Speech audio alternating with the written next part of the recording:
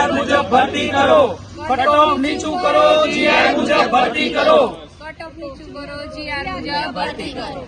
ચલો નમસ્કાર. હવે તમે જે વાત કરી રહ્યા છો કટ ઓફ નીચું કરો, જીઆર મુજબ ભરતી કરો, આ પ્રક્રિયા શું? આ શાના માટેનું છે? જરા સમજાવશો. હાલ ચાલી રહેલી શિક્ષણ વિભાગ ભરતી ઉચ્ચતર માધ્યમિક વિભાગમાં ગવર્મેન્ટે 2024માં એક જીઆર બહાર પાડ્યો છે, બરાબર, કે જેમાં મેરિટ ક્રાઇટેરિયા 120 માર્ક્સ રાખ્યો છે, પણ જે વિષયોમાં કેન્ડિડેટ ના મળે એમાં ક્રાઇટેરિયા 120 થી તમે નીચે લઈ જઈ શકો. આ જે નિયમ છે મેરિટનો ફ્લેક્સિબલ છે, સમય આવે તો તમે એને ઘટાડી શકો અને ભરતી કરી શકો. હાલ ટોટલ 6 વિષય એવા છે કે જેમાં લગભગ 850 થી 900 જેટલી જગ્યાઓ ખાલી પડી રહી છે.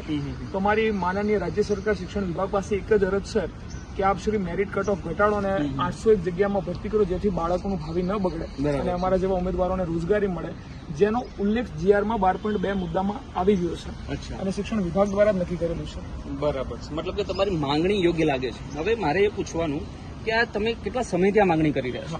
અમે છેલ્લા 7 મહિનાથી શિક્ષણ ખાતામાં, શિક્ષણ વિભાગમાં માનનીય શિક્ષણ મંત્રી શ્રી, ભરતી નિયામક શ્રી, શિક્ષણ સચિવ શ્રી, જે તે લાગુ પડતી કચેરીઓમાં અમે દરેક જગ્યાએ જઈને રજૂઆતો કરી છે અને આ ડેટા જે ઇન્ફોર્મેશન છે જીઆર રિલેટેડ, કે જેમાં ખાલી રહેતી જગ્યાઓમાં ઉમેદવાર ન મળે તો આગળની શું પ્રોસિજર છે, જે ગવર્મેન્ટે જ નક્કી કરેલું છે 2024માં, અમે એ માટેની અરજીઓ લગભગ છેલ્લા 7 મહિનાથી સર કરેલી છે. કઈ કઈ જગ્યાએ તમે અરજીઓ